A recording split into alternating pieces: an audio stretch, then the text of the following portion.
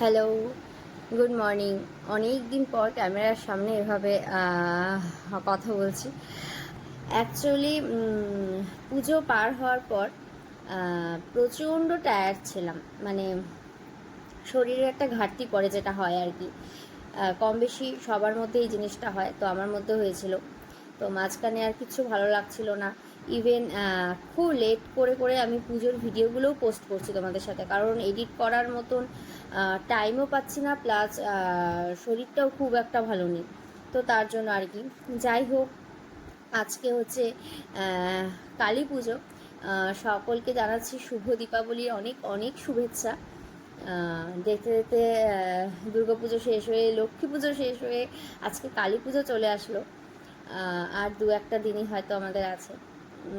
কালী পুজোর পর ভাইফোঁটা। তো যাই হোক, এই করতে করতে আবার পুরো মানে অকেশন পার হয়ে যাচ্ছে। আবার একটা গোটা বছরের অপেক্ষা। আর আজকে আমার বাড়িতে একটা ভীষণ স্পেশাল দিন, সেটা হচ্ছে আজকে আমার বাবার বার্থডে। তো সকালবেলা তার জন্য হচ্ছে সকাল সকাল উঠে গেছে, উঠে ঘর দুয়ার পরিষ্কার করে, এদিকে দিদি হচ্ছে স্নান করে পুজো দিয়ে নিয়েছে। আমি এখনও স্নান করিনি। আমি স্নান করে রেডি হয়ে যাব একটু মার্কেটে।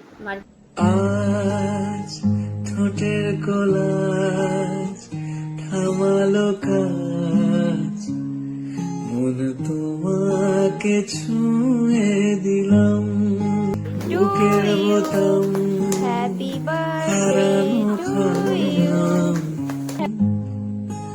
দিন এখনো রঙিন, এই দিন এখনো রঙিন, তাকে আদরে তুলে রাখলাম। ও আজ ঠোঁটের কলা আলো কাজ, তোমাকে ছুঁয়ে দিলাম। রাখা আছে কোন ঈশান কোণে বিষণ্ণতা, চোখ কাটাকুটি হোক সহজ খেলার সময় কোথায়।